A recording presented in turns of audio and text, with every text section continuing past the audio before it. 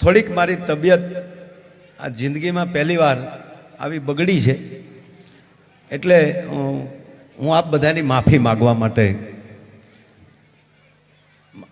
મારો કોઈ એવો ઈરાદો નથી કે હું અહીંથી અત્યારે નીકળી શકું, પણ આપ બધાને હું ખૂબ ખૂબ દાતાઓને પ્રણામ કરું છું, તમામ વડીલોને પ્રણામ કરું છું.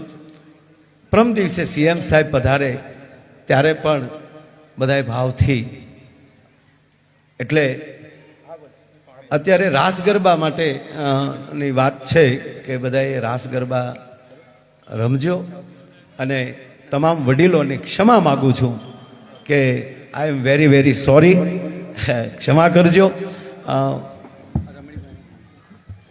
હલો,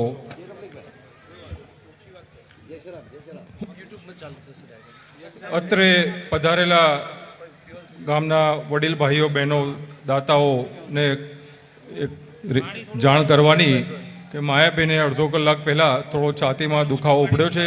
પ્રાથમિક ટ્રીટમેન્ટ આપણે એમને આપી દીધી છે અને ઇસીજી ને બધું જોવડાયું મોટા હોસ્પિટલમાં, તો થોડું એમને મોટા હોસ્પિટલમાં શિફ્ટ કરીને આગળની એક કાર્યવાહી કરવી છે. આપણા મહેમાન છે, જવાબદારી આપણી ડબલ છે.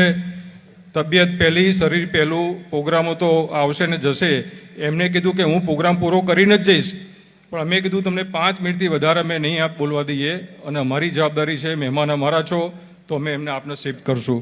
તો માયાબી આપ ચિંતા કરશો નહીં, બધાના આશીર્વાદ છે, બધાના આપણે બહુ સારી રીતે ટ્રીટમેન્ટ થશે અને બધું સરસ થઈ જશે. માતાજી ભગવાનને પ્રાર્થના કરો.